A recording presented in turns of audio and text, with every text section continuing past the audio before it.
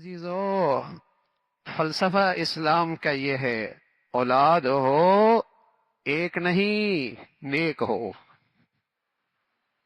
اولاد ہو ایک نہیں دو نہیں نیک ہو۔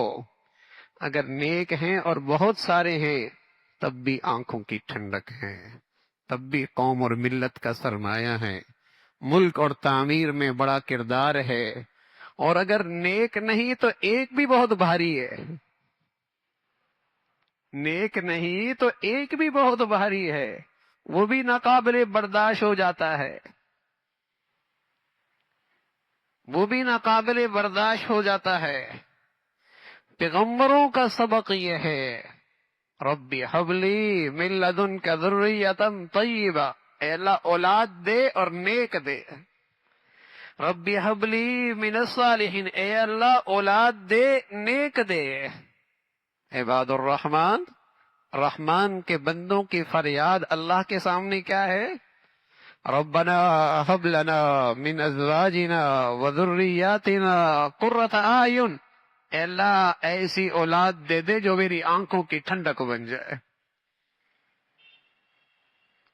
معاملہ دو تین چار کا نہیں، تو رسول اللہ صلی اللہ علیہ وسلم فرمایا کرتے تھے تزوجوا الودود الولود فإنی مکاثر بکم الامم، ایسی عورت سے شادی کرو جو کثرت سے بچے جنتی ہو اور محبت کرنے والی ہو، کل قیامت میں اپنی امت کی تعداد پہ فخر کروں گا۔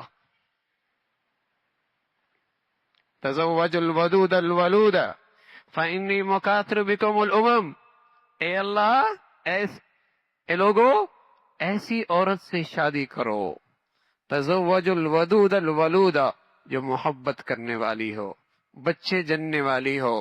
فإنی مکاثر بکم الامم، کل میں اپنی اولاد کی، اپنی امت کی کثرت پر فخر کروں گا۔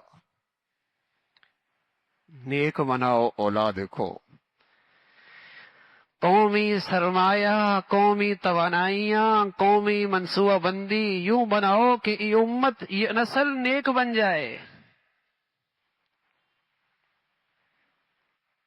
یہ قوم نیک بن جائے۔ اس پہ اپنی صلاحیتیں لگاؤ، سرمایہ لگاؤ، توانائیاں لگاؤ، صلاحیتیں لگاؤ۔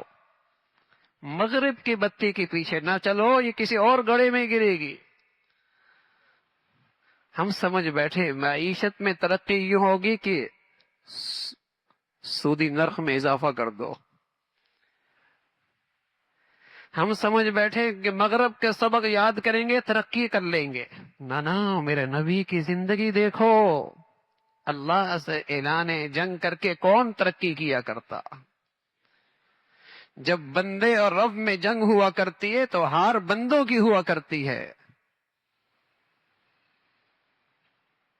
جب بندوں اور خالق کے درمیان جنگ ہوگی، شکست بندوں کو ہوگی۔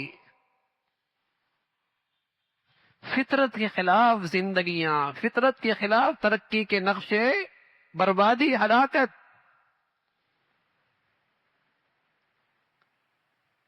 اولاد اللہ کی بڑی نعمت ہے، اسلام نے اس کا بڑا خوبصورت تصور دیا ہے اولاد کا۔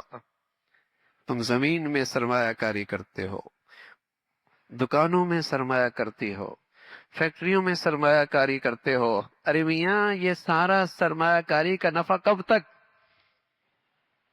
یہ نفع کب تک؟ آنکھ بند ہوتی ہی تمہارا اسٹیٹس اور ریڈیو والے کا اسٹیٹس برابر، آنکھ بند ہوتی ہی یہ فیکٹریوں کا مالک اور یہ سڑک پہ بیچنے والا، پھل فروٹ سبزیاں بیچنے والا اسٹیٹس برابر۔ لیکن ایک سرمایہ کاری ہے اولاد میں، سبحان اللہ، یہ وہ سرمایہ کاری ہے جس کا نفع کھربوں سال تک ملتا ہے، جس کا نفع کھربوں سال تک ملتا ہے۔ اسلام تو اولاد کے بارے میں یہ تصور دیتا ہے کہ تم آئے ہی آخرت کے لیے ہو، الدنیا مزرعۃ الآخرہ، تم آئے ہو آخرت کے لیے، اور آخرت کے لیے بہترین کھیتی اولاد ہے۔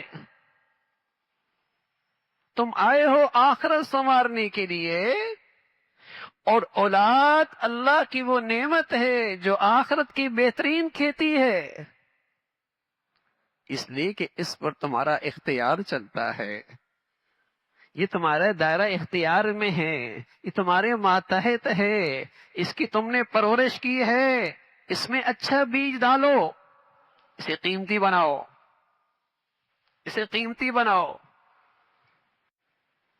اسلام میں اولاد کا یہ قیمتی سرمایہ، یہ تصور ہے، یہ بہت قیمتی سرمایہ ہے،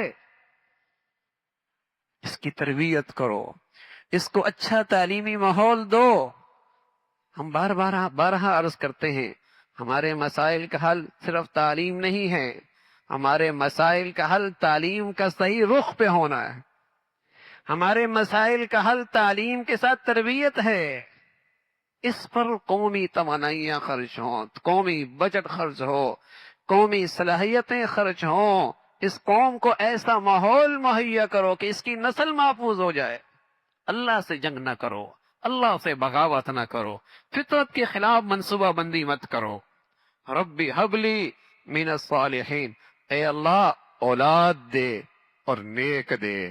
نیک اولاد آنکھوں کی ٹھنڈک ہوتی ہے، ایک ہوں یا کئی ہوں، ایک ہوں یا کئی ہوں، اور بھائی نیک نہ ہو تو ایک بھی مصیبت ہوتی ہے، ایک بھی ایسی ہوتی ہے کہ باپ حسرت کرتا ہے کہ یہ بھی نہ ہوتی تو کیا ہی اچھا ہوتا، یہ بھی نہ ہوتی تو کیا ہی اچھا ہوتا۔